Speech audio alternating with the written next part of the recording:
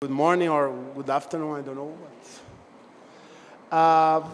Let's start the session, special session 1, Development Finance, External Constraints and Effective Demand in Maria da Conceição Tavares. First, I'd like to thank the organizers of the workshop and express BNDES' great pleasure in supporting this event. I'm glad to be here today surrounded by my professors from the Universidade Federal do Rio de Janeiro in this session, which was organized by BNDES, which is the Brazilian Development Bank, and the Centro Internacional Celso Furtado. And this session is in honor of Professor Maria da Conceição Tavares, who left us past June.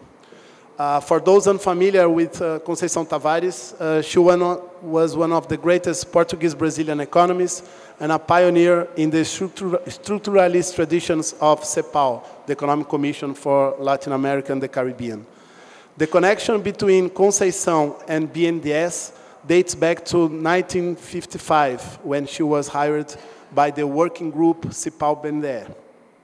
While at the BNDES, at the time that there was no S at the bank, Conceição collaborated with Aníbal Pinto at the working group CEPAL-BNDES, and it was at that moment that she wrote the now famous Auge e Declínio do processo de substituição de importação, so the height and decline of import substitution. After collaborating with Aníbal Pinto, Conceição went on and became the coordinator of the working group CEPAL-BNDES. Much has been said about Conceição's political contributions and her distinctive personality. This particular session, however, will be devoted to explore Conceição's contribution to the economic development theory and the understanding of the Brazilian economy. As previously agreed with each speaker, each one will have 15 minutes, and we will follow the sequence outlined in the program. So we will start with Professor Bielschowsky, and we will conclude with Professor Serrano. So without further delay, I invite Professor Bielschowsky, please. The floor is yours. Thank you. Well, good morning. I thank Suma, Pinkusfelder, and Aidar for inviting me. It's an excellent opportunity to express my admiration for Conceição, and a pleasure to be here in this table next to my good friends. Since this has to be in English, I will try to speak slowly, otherwise I myself do not understand what I'm saying. Now the idea is here to focus on her intellectual career, so I don't have the time to speak about her human qualities, generosity, loyalty to the family and friends, political commitment to democratic and social causes, etc. So, a brilliant mind, solid knowledge of economic theory and history, multidisciplinary perspective, and a powerful mix of creativity and rebellion.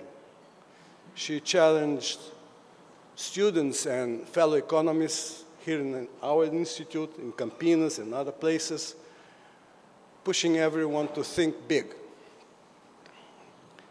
The task I was given by the organizers was to speak about Conceição in her first part, the first part of her career during the period in BNDES and CEPAL.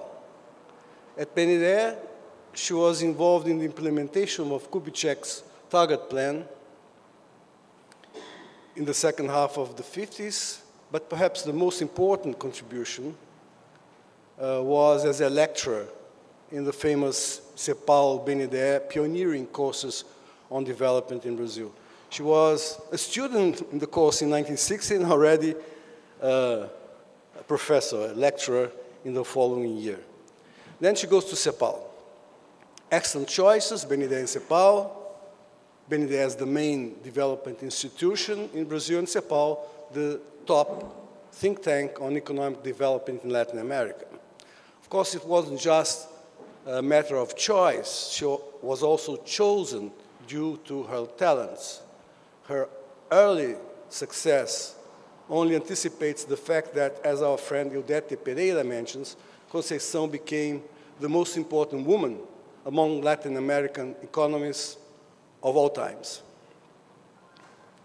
I'll now move to her work in CEPAL, where her intellectual affiliation with Latin American economists, structuralists, took place. Of course, her everlasting admiration for Furtado and Aníbal Pinto, whom she considered as her mentors, is a proof of this affiliation. Structuralism became a strong analytical tool in her thinking and writings. Her theoretical preferences included the classics in general, Marx in particular, Keynes and Kalecki.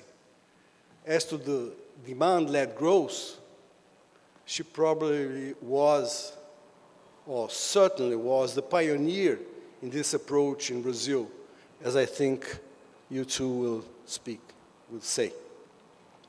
Anyway, she began her career as a development economist and gradually incorporated macroanalysis into her daily intellectual work. As a development economist, her main tool was the historical structural method applied to continuity and changes in underdevelopment in Latin America. Why this method? Because it allowed her to analyze the social and economic structural trends in Latin America, and particularly in Brazil, continuity and change in our history. In an interview for the book Conversas com Economistas, Conversations with Economists, Conceição said the following: "The method I use is always historical structural, myself and all the others, the older ones who did something relevant, including Delfineto. No one was immune to a Furtado, a Caio Prado, a Rangel, a Gilberto Freire. No one was immune to the great Brazilian thinkers, and they are all historical structuralists, all of them." When she arrives at CEPAL, she meets there, in the beginning of the 60s, she meets there a quite mature analytical framework, including this historical structural method, to deal with underdevelopment patterns in the region. That's what she finds there. It was perhaps not properly formalized, but was intellectually very appealing. She meets there its Latin American version of development economics, which according to a very recent paper by Carlos Pinkusfeld is in many aspects superior to conventional development economics. This analytical construct includes a number of elements, and Conceição used abundantly most of them in her analysis. I need to spend a couple of minutes on this. Here are some of the main ideas that she found in her arrival at CEPAL concerning underdevelopment in Latin America. First, the center-periphery approach, and within it, inward-oriented growth as opposed to former export-oriented growth. Second, and here I use Otávio Rodrigues in his classical 1981 book on CEPAL, underdevelopment means a structural pattern in Latin America defined by two features, both differentiating the countries in the region from the developed countries. The first is low productive diversity and trade specialization in natural resources and its corollaries, the ideas of external vulnerability and structural disequilibrium in the balance of payments. It follows that overcoming this requires industrialization. In the first of the two papers by Prebisch and CEPAL, the emphasis goes to terms of trade. But in the third, around 50 already, it shifted to a more permanent idea in CEPAL, the one of balance of payment problem due to the asymmetry between low export elasticity to world growth and high import elasticity to domestic growth, both due to low productive diversification and to trade specialization. A parenthesis, my friend here, Matias Vernengo, jointly with Caldente, have a beautiful paper on Prebisch in the 30s dealing with the problem of external constraints in that critical period. Balance of payment disequilibrium was, of course, central also to the thesis on structural inflation by Noyola Vasquez and Osvaldo Sunken. The second central feature defining the Latin American pattern of development was underdevelopment. This was already in Prebisch's inaugural text at CEPAL, many years before Lewis's classical work on unlimited supply of labor or disguised unemployment. Prebisch referred to it with the expression active labor force surplus.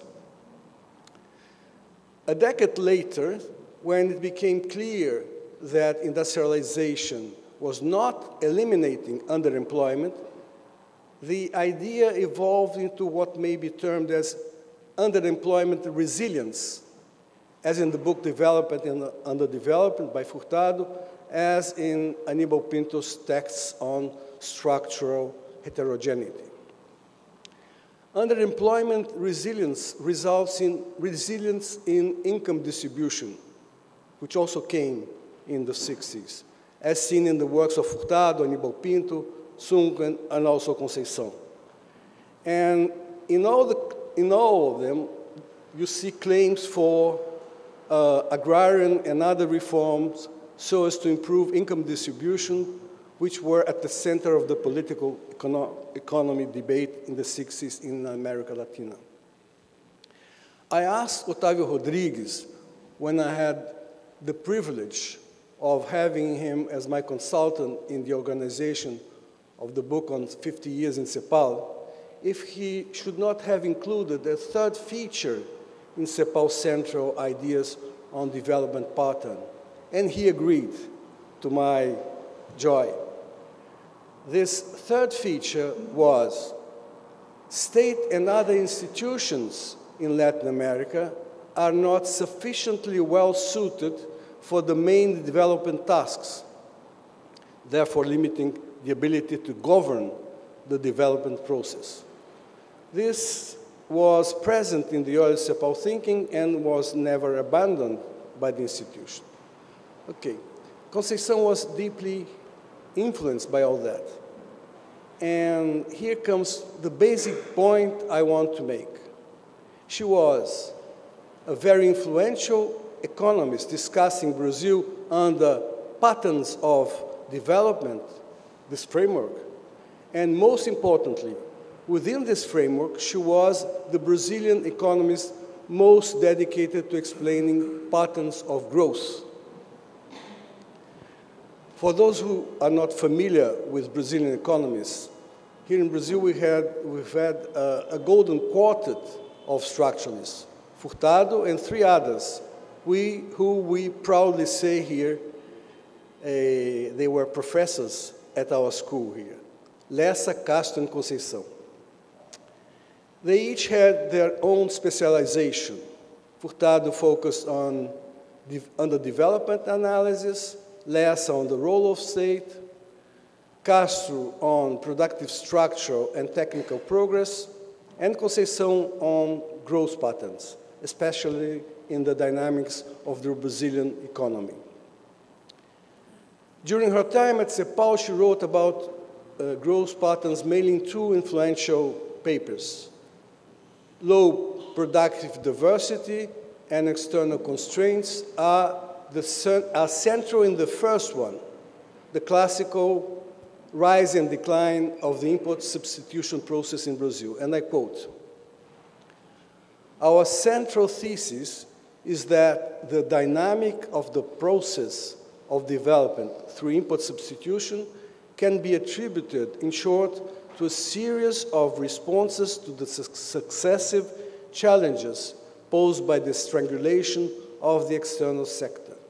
Throughout this process, which results in a series of structural changes in the economy, successive aspects of the basic contradiction inherent in it between the need for growth and the barrier represented by the capacity to import become apparent."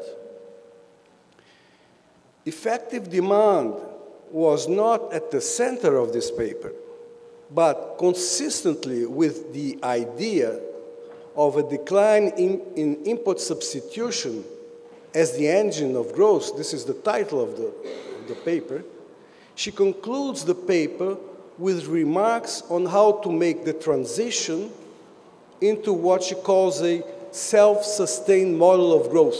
This is in the 64 paper.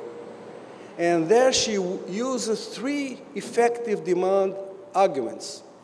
Brazil might regain growth with autonomous demand by the public sector, with increase in domestic demand due to improvements in income distribution, and with export expansion and diversification. The second paper is Beyond Stagnation, written jointly with José Serra in 1970. Before addressing it, I have to add a remark here. In 1967, at a seminar on development finance in Santiago, she presented a paper in which she says potential savings grow progressively in developing economies. So the major problem is not one of overall lack of savings in Latin America, and rather one of mobilizing potential savings for capital accumulation. This was, of course, a confrontation with the idea of savings shortage due to poverty, excessive consumption, etc., which was at the center of conventional development economics for a long time. Okay, this second paper on growth by Conceição is a solid move to demand-led growth, the essay Beyond Stagnation. This essay was not just about demand-led growth, though. It also addressed underemployment and poor income distribution, the second basic feature of Latin American development, according to the synthesis that Rodrigues made on the economic thought of CEPAL. Fast growth in 1968 in Brazil, after 1968, was occurring within a perspective of perverse growth pattern, one in which income concentration became, unfortunately, functional to the growth model then happening in Brazil. And I quote, "The capitalist process in Brazil in particular, although it develops in an increasingly unequal way, incorporating and excluding sectors of the population and economic strata, leading to deepening a series of differences related to consumption and productivity, has managed to establish a scheme that allows it to self-generate internal sources of stimulus and expansion that gave it dynamism. In this sense," she goes on, "it could be said that while Brazilian capitalism is developing satisfactorily, the nation, the majority of the population, remains in conditions of great economic deprivation, and this is largely due to the dynamism of the system, or even the type of dynamism that animates it." In the same text, Conceição analyzed the intersectoral dynamics between capital and consumption goods production by multinationals on one hand, and intermediate goods production and infrastructure investment by state firms and government on the other. Someone might say, this is an example of the importance she gave to the state for industrialization, facing the third feature I mentioned before. Okay, but this would be an understatement. Conceição was dealing here with the state as a source of autonomous demand. Beyond stagnation already is Conceição at the heart of the domain she pioneered in Brazil, that of demand-led growth. Okay, time to finish. Just a couple of final remarks, okay?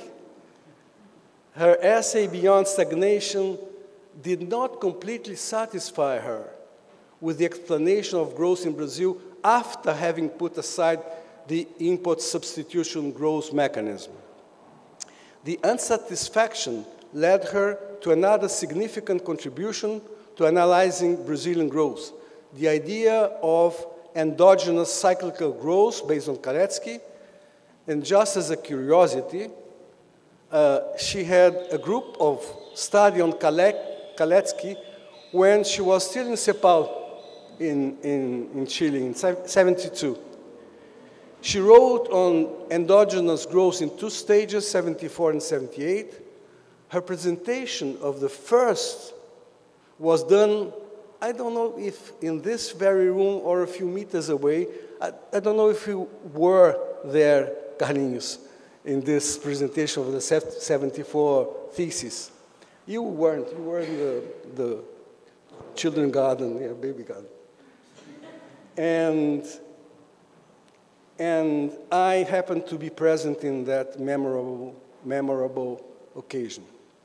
Again, an original and ingenious analysis, as would be her essay on the recovery of the dollar hegemony published in '85. And I'm finishing, and in a revised version in 96. Well, endogenous growth and dollar hegemony, along with other contributions, are beyond my assignment, which was to talk about the career of our dear friend and mentor, Conceição at BNDES and CEPAL. My time is up, so allow me, Gabriel, just one last point. It goes to the 2 next speakers. Carlos Medeiros is among the best development economists in Brazil, if not the best. No, if not the best, partly because he is the main follower of Conceição in the subject patterns of development. And frankly, Serrano is among the best macroeconomists in Brazil, if not the best, partly because he's the main follower of Conceição in the effective demand perspective of growth. Thank you.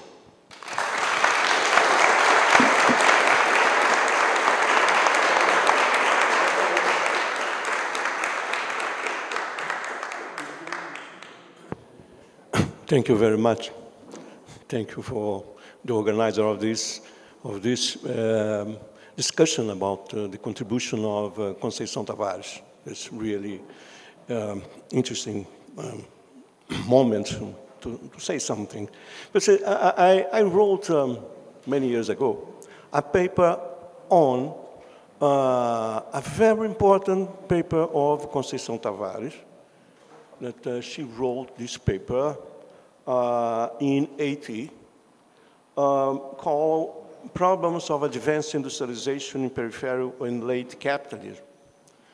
And this is for a seminar that occurred in Mexico.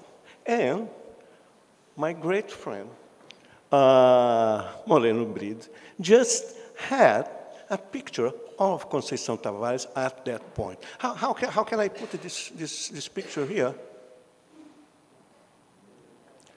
Yes.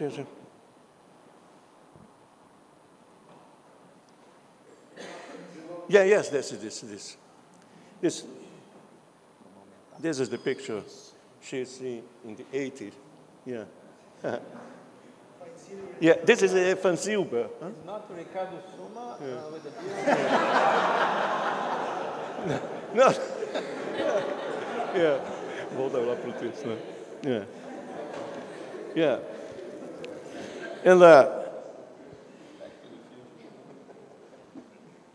And that paper, Tavares applied a conceptual and historical interpretive framework that she had developed in this capital accumulation and industrialization in Brazil. This is a thesis that was defended in 74. And I think that this is a paper that is very important for what is known as the Campinas school approach, a critical aspect connected with the structuralist approach. In this paper, what's based on post-war Brazilian, Mexico industrialization experience, that Conceição Tavares just said that what kind of these developing countries, Brazil and Mexico, were at that time. Just although back war, they have already reached a level of development which makes industrial capital dominant in the movement of capitalist accumulation. This is a point that I will discuss a little bit about what is this domination. It's not the share of the manufacturing sector in GDP, please. It's not. And she made multiple contributions on economic development and late industrialization. And this. She distinguished in that paper 3 levels of problems that normally in theory of development theory is connected as the same thing.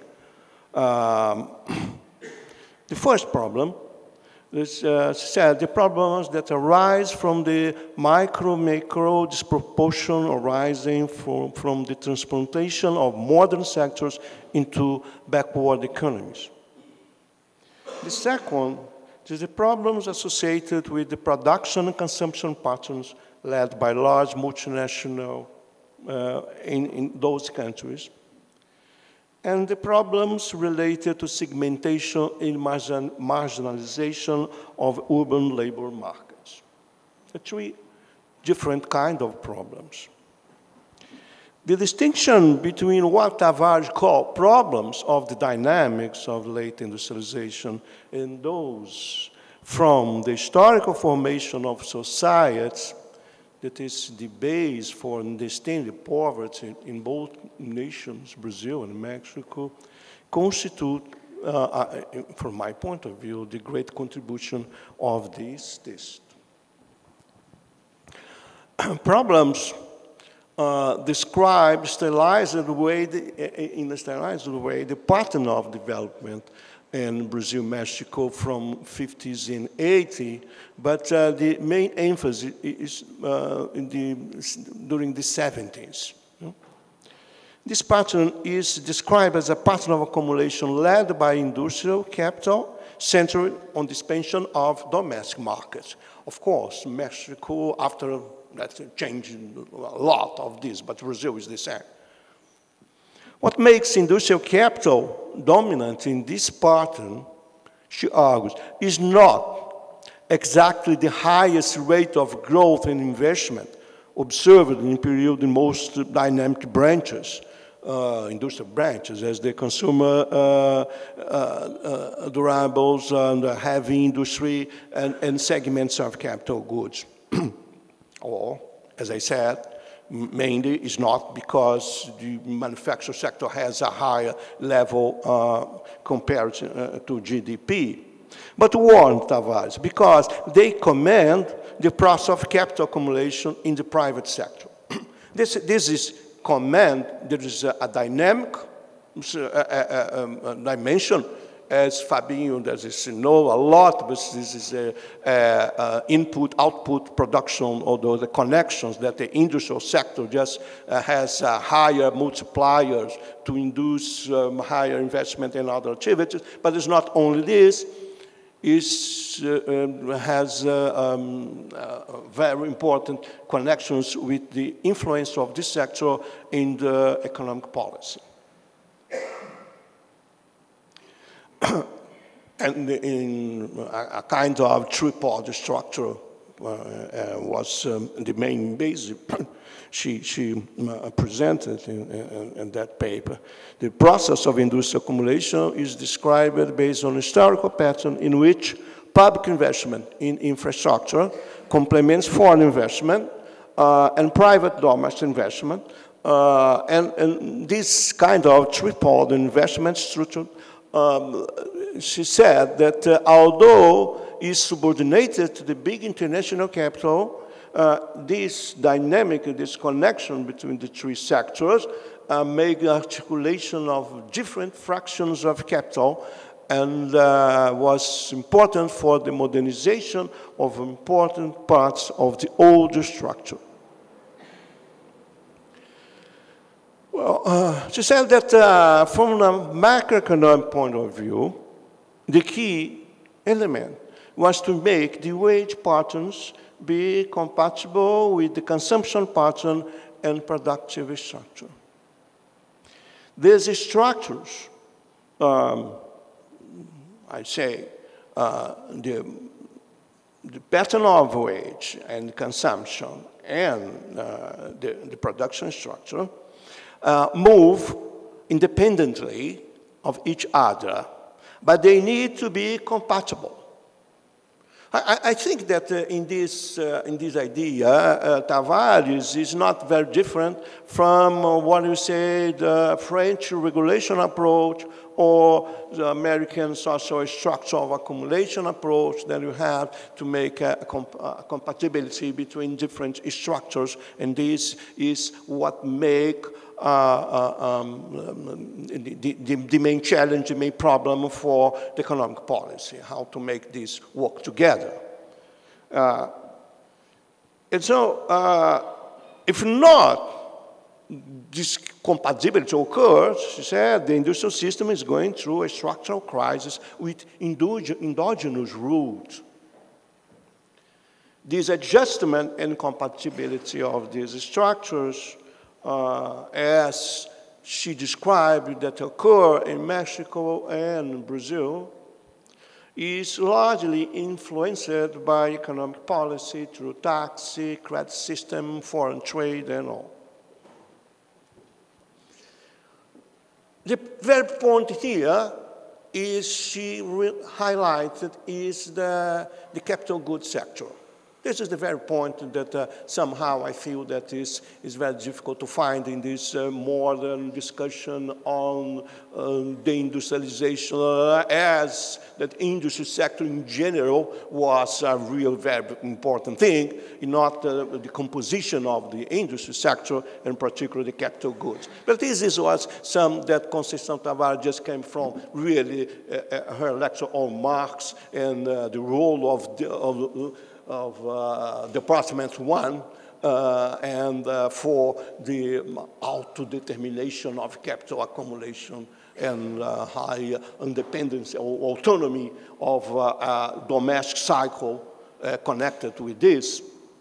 So since the changes in income distribution and economic policy along the 60s and 70s have made this pattern possible in Brazil, Tavares analyzed its cycle dynamics, highlighting in particular some mechanisms that has important limits for an endogenous cycle. The main point, she argues, is, in the case of Brazil, Mexico, is she said, the reduced absolute and relative size of the capital goods sector. In addition to the recurring problems related to capacity to import, that is very common associated with this, Tavares highlights two connected problems.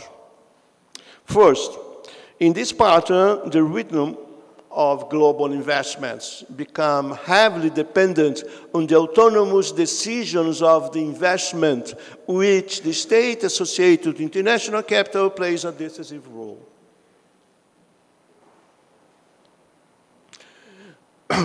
She considers that the possibility of a public investment act as a stabilizer is problematic, as it becomes increasingly linked to the needs of private accumulator, expanding its productive capacity and consequently its problems of dynamic realization. These problems of dynamic realization, something that I warn to you that, frankly, we will explain very, in a way, much more competent than I can have. Its function, and so, because of this, its function as a cushion for the fall of private investment is relatively small. On the other hand, by allocating the spending in most modern sectors of the economy, social polarization increases along this kind of industrialization. The key issue associated with the fluctuation of public investment and its contraction in recession moments is the extreme dependence of the capital goods sector on these investments. So we have a capital goods that is very dependent on public investment, and public investment has a lot of problems too. And historically, she notes, it is very important to our discussion of something very contemporaneous to Brazilian situation.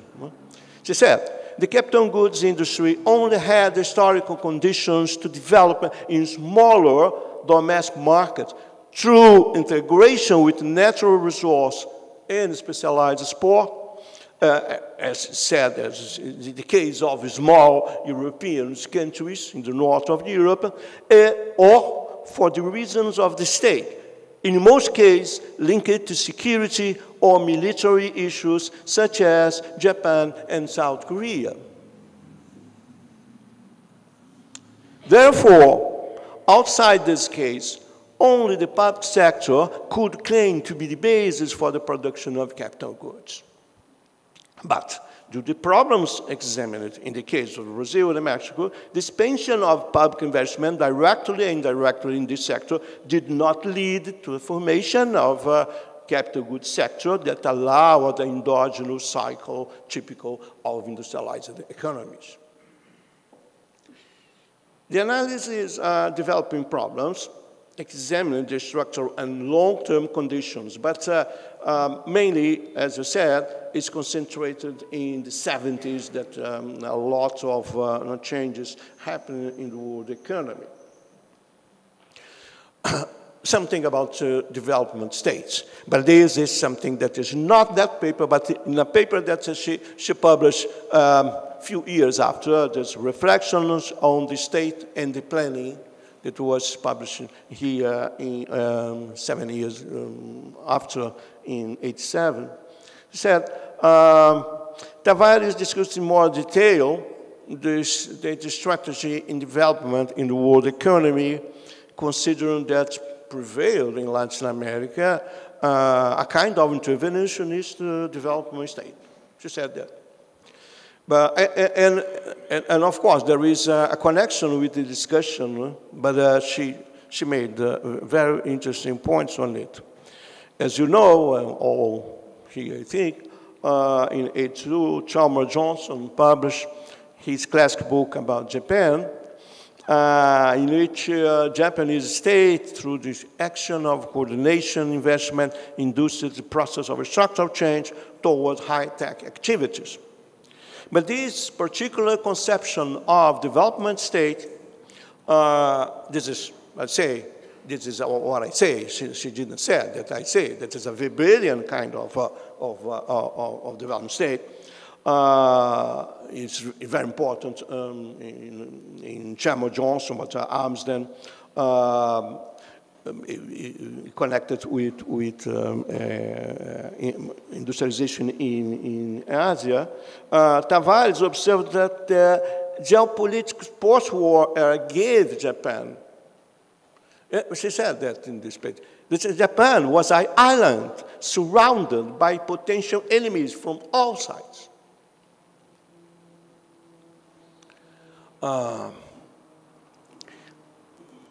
She said that, although particularly relevant in Asia, the decisive and successful intervention of the state in economic planning was not specifically in Asia, but rather was in the general situation of post-war circumstance, particularly important in France and Italy. She observed that despite great difference regarding the forms of intervention of the state and economy in the story of capitalism, and I quote, "The state determines the rules of economic game, always in close connection with the emergence of large groups. There is no big group in the world that did not arise with the determined and discriminatory support of the state." In Latin America, the predominant political and sociological analysis have always highlighted the weight of economic interest and political alliance between backward and modern sectors in formation of this state. I stated that guided by civil, military, technical bureaucracy, stimulating industrialization through planning. The social basis of the specific formation of the development state was marked by a structural heterogeneity. This is the point of Aníbal Pinto that is very important for Conceição Tavares in her interpretation of the possibilities of the states. And so, connected with this, it's very important examining the other problem that I just have 5 minutes, so I'm just will interrupt briefly if without finishing what I had to say, but just to make an invitation to read this paper that is published. So, along her analysis, Tavares observed that the high level of poverty that distinguishes Brazil and Mexico is a historical heritage. And they are not, as many approach connected, is a functional to capital accumulation. And because of this, it belongs more general characteristics. And so, what she said, that development states, historically led by Getúlio or Lázaro Cárdenas in Mexico, articulated heterogeneous interests, enable an alliance between national capitals and diverse other sectors.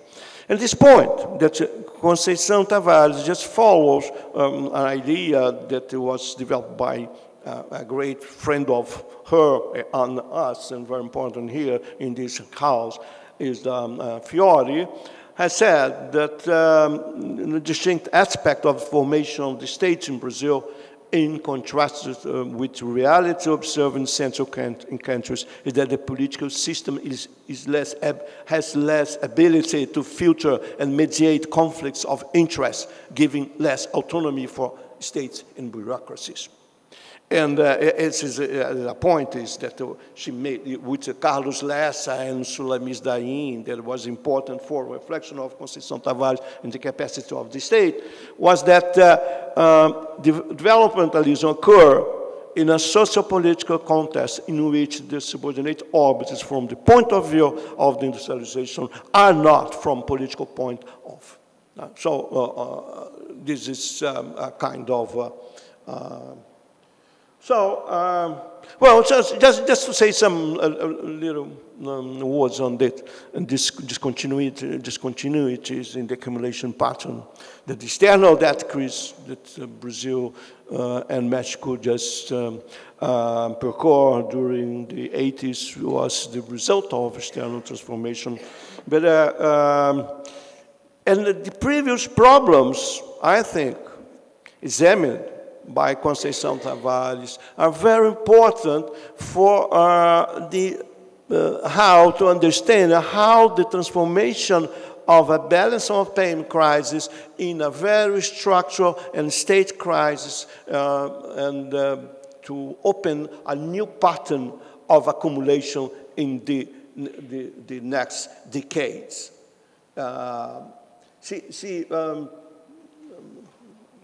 Well, let's conclude. We'll have some. But what I'd say that in new millennium, some transformations that occur in new millennium alter exactly those two factors that the model described by Tavares regarding previous accumulation pattern assumed the greater importance for internal dynamics, the wage rate and public investment. So just to conclude, that the problem is that nowadays it's much higher difficult to connect the articulation of public investment with capital goods sectors. This is I think that this is what a great message for her is the difficulty in order to create a new pattern of growth with the different characteristics that happen in Brazil and Mexico nowadays, is how to articulate this kind of public investment with capital goods. So, but this is a very short final, because I don't have time to conclude this completely, but this paper is available, so for the Conceição, and my paper on this paper on the Conceição, and this will be just thank you very much. Sorry.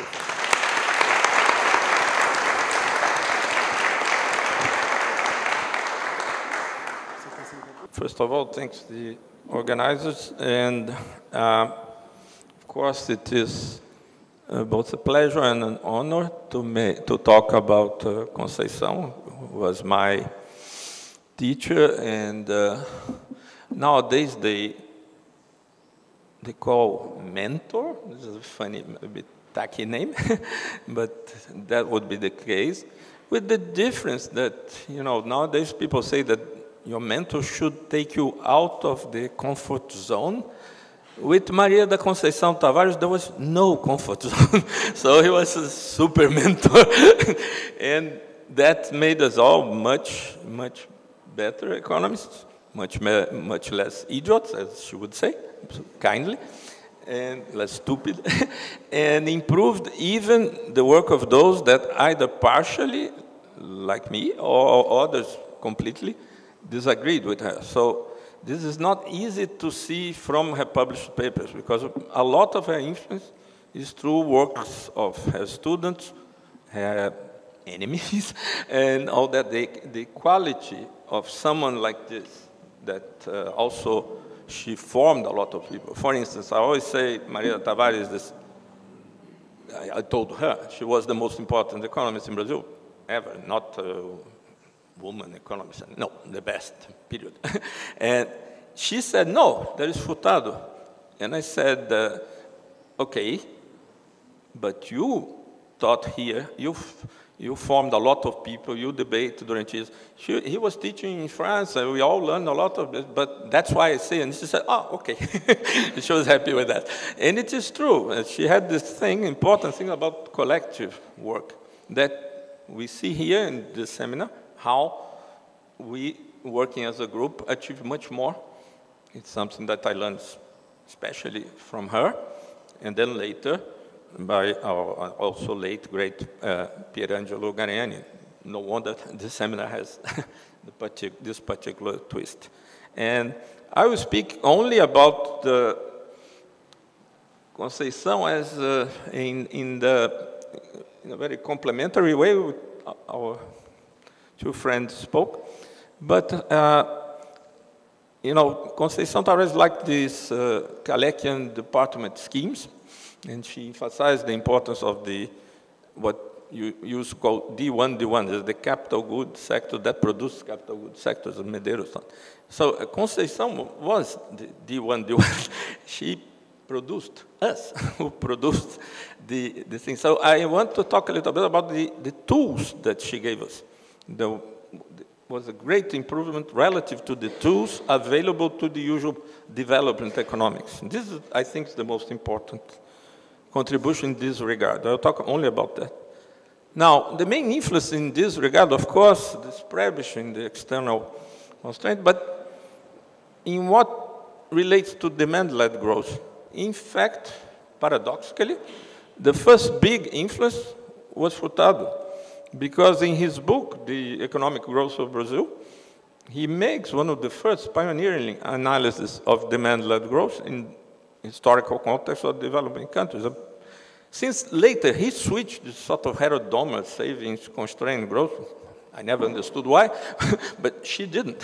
She actually debated with him in the 1970 paper, and she got the, let's say, the reinforcement by Kaleksky to move on in this direction. This is very important to understand the timing of things, and also the more complete and consistent works after the early 70s. But the general idea, like both, especially Ricardo Bielschowsky said, was already there in the 60s papers. Now, other big influences in Conceição Tavares, of course, Marx, Keynes, Schumpeter, at least she said so. It's not that easy to see that much contributions of Schumpeter in her work, because her Schumpeter was a tiny little amount of technical change investment in Kalecki. So it's not Schumpeter, it's Kalecki. Like many of our neo-Schumpeterians here, that have nothing to do with Schumpeter, thankfully, and have a lot to do with Kalecki. Of course, I'm talking about Mario Posses and his followers. And luckily, they talk about Schumpeter, but they don't care much, which is a good thing. Another influence that I don't like very much, but for her was very important, was IE-UFRJ. And this, there were two important influences there.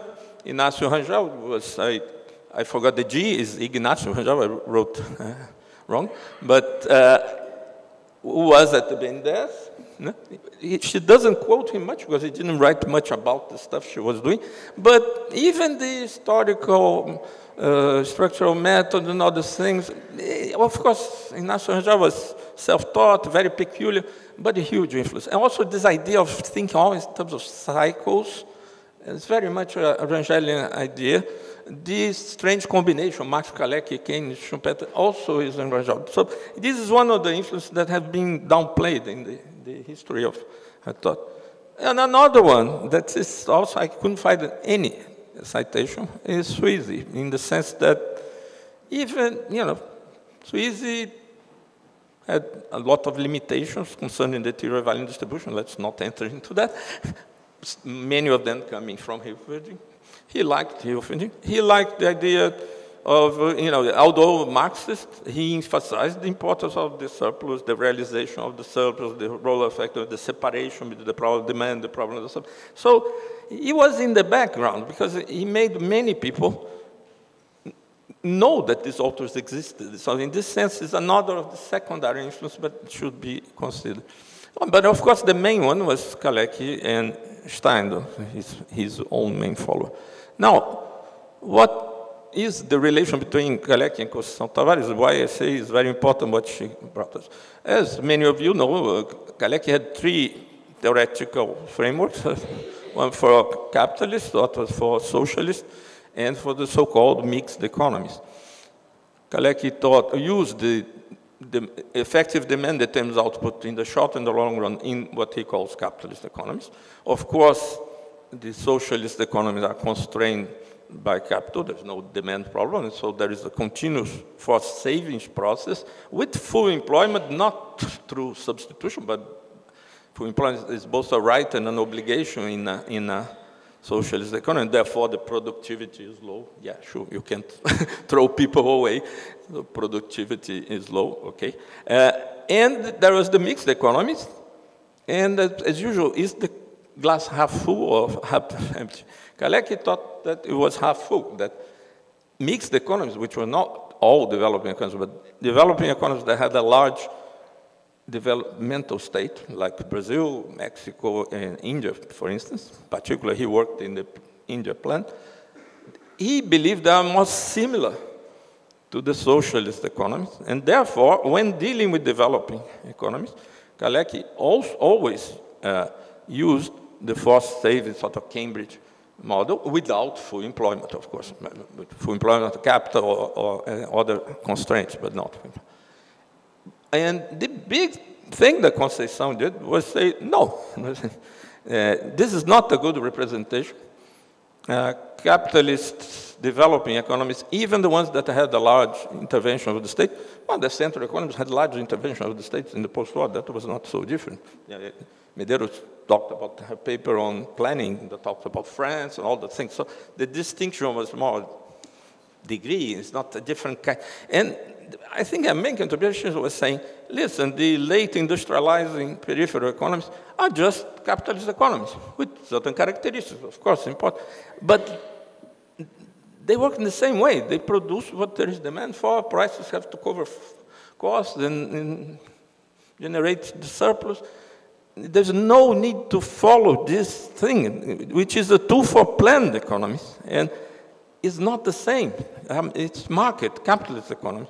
And in this way, she was an absolute pioneer in applying demand-led growth in developing economies. There are very few exceptions, since most development economists thought there's very little capital in the periphery. Immense majority said, so the demand doesn't matter. Yeah, of course. It is true, the capital was too little relative to labor, but who said there would be demand for all the little capital that there is? And if there is no demand, will there be any investment? So the idea of demand-led growth appears there. The only other economists that I know had these ideas in the early 60s was Guilherme, but that was not very influential, useful, because he never published it. You know, this only came out partially because I complained a lot in 2015, and influenced nobody. And there were a few people, I think, in India. You have to talk with Amitabha Dutch. But apart from that, for instance, even the great Julio Lopez, he was a student of Kalec, he always tried to fix the Kalekian force-saving model in his analysis of the Mexican economy, which were much better than that. So there is this conflict in many of his papers between him like trying to say the same way as Tavares, and it's sort of paying an homage to the thing the great master said, but please use it in the mixed economies. I cannot speak about India. It would be very interesting from someone who knows more about it to see how this thing worked out there. But that's what she did here.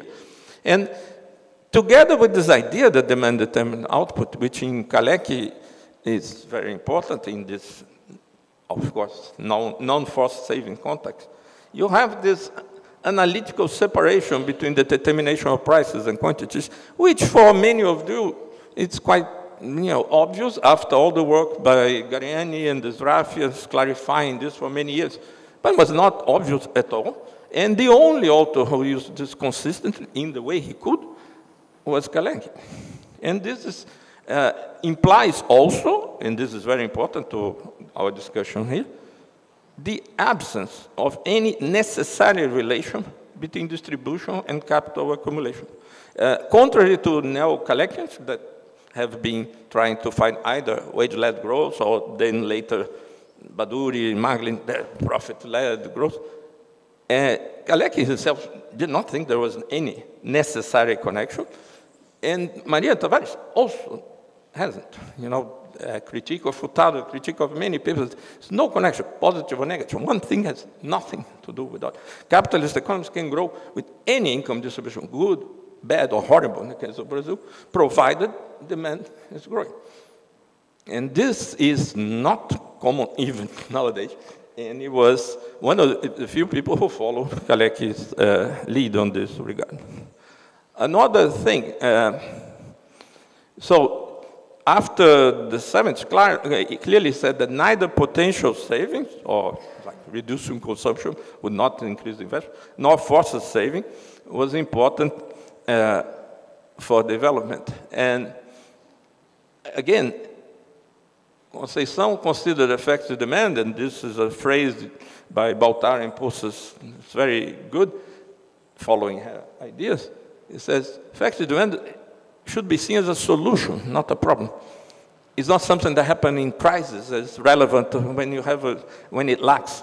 It's just the real theory of output in capitalist economies. It's normal. And as I said, the origins of her demand-led discussion already appears in the discussion of inward or outward development in the 60s. She always emphasized what Medeiros talked about very well, the so-called dynamic realization problem, which is really the Herod problem, the knife edges,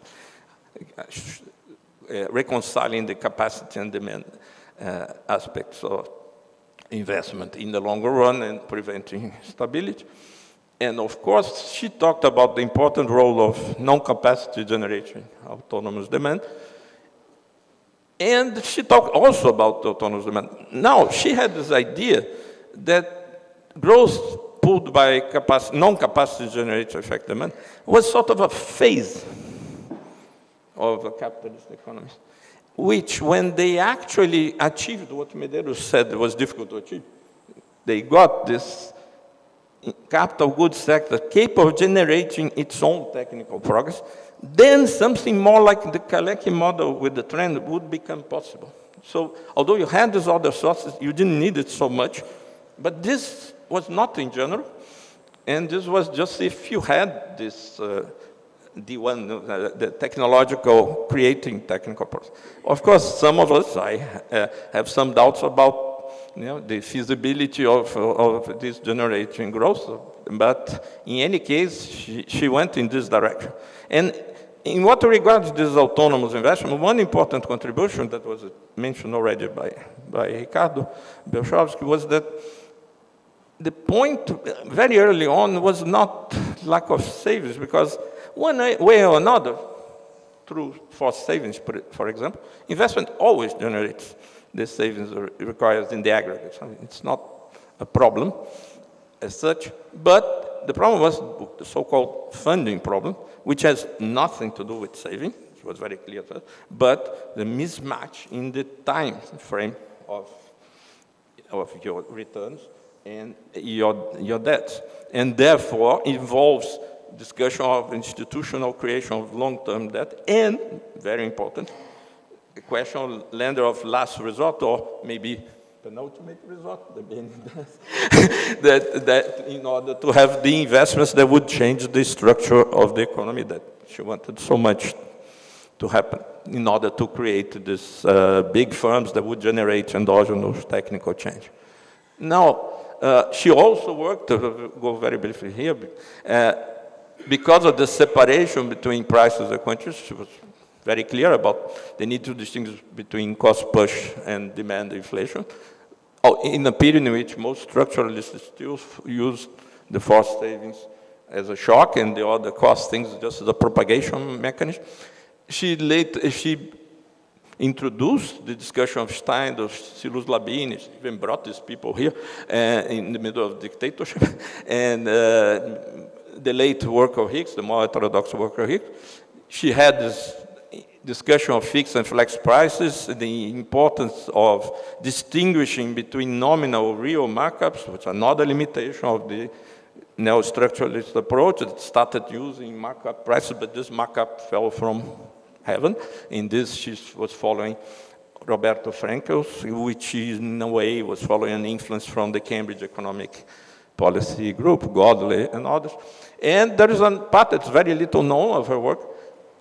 She has a very good paper with Paulo Renato de Souza, who unfortunately moved to the other side of the force. But this happens in the 90s, a lot of things happen. But anyway, he has a great thesis supervised by her and a very good paper with her about labor markets theory. There is a critique of the mechanical application of Lewis' model in industrialized economies. She said, okay, there is what we would call the two-limits theory, that's very similar to what we study in Zarafian economics. The wages as a minimum connected with subsistence, not necessarily in the countryside, the self-producing, self-consumption of the poor people, but what the state puts as a minimum wage or unemployment benefit, the floor for subsistence wages, and the bargaining wage that normally is a little higher and depends on the conditions of accumulation. Very similar to Marx or Smith. And she said, but even in developing countries, again, you don't need a different theory, right? You apply the same theory with different parameters, different political. It's not that things fall upward in developing countries. It's not like here is Lewis in the rich countries is Solo. No, that she wouldn't buy. And finally, she introduced in the literature the wage differentials connected to internal labor markets of Michael Piori and other institutions. All this she did in the 70s, and this was completely new. Her contribution to development economics was to, ignore development economics. She got the best of heterodox economics in the world and applied here. She didn't care if developing economics, people were talking about pro-poor growth, capitalism with the human face. She didn't give, as she would say, she didn't give whatever for that. And finally, she did also discuss not only developing countries, but the developed countries, not only who work with the dollar, but connected with demand-led growth. she was very critical of Antonio Barros de Castro attempt to explain the end of the Golden Age through the increased class conflict in the late 60s, early 70s, because he used profit squeeze theory based on savings. And she said, no, effective demand is the thing. And she followed some idea of some sort of long cycle of Schumpeterian or Kalekian technical change cycle, like Carlota Perez kind of, a long wave, lost dynamism, and this would have increased the conflicts, etc. We don't entirely agree with that, but our view on that will be explained by Ricardo Suma this afternoon. And finally, Conceição, as I said in the beginning, was Brazil's greatest economist, had enormous influence. In particular, she was a true pioneer in what we know as demand-led growth for developing countries. In this regard, she greatly influenced sequentially the work of Mario Postas, and please ignore the labels that we use. Like, for instance, I was Kalekian, and then I discovered that was actually Zrafian, because by studying Zrafa, Gareni, and others through Ricardo Tolipan, the great professor of theory of value here, I discovered that all the deficiencies that I found and was not too happy with the price system and distribution of Kaleki were sorted out by Zrafa. In the beginning, she was like, no, that's impossible. Zrafa says law. But in the end, at least she accepted. She only thought that was too static, which is okay with me. She influenced Mario Postas, myself. Mario would not be happy to say that I say that I'm his follower, but I am through this Kalekian connection. Fabio Freitas, that introduced, being also a student being an actual student of Mario Postas, introduced the multi-sectoral dimension, also because he has obsessive compulsive thing. He wouldn't deal only with a simple super multiplier like me. He can't deal with that. And a host of younger researchers, many present here, but like Ricardo Suma, who organized these demand-led growth workshops, also known as the Suma Palooza Festival, as many of you know, but I want this to be on tape. So I close as a pupil of Conceição. Sorry. By thanking Ricardo on her behalf for keeping on the good work, good collective work, and our great professor Conceição for everything she has done for all of us here today. Thank you.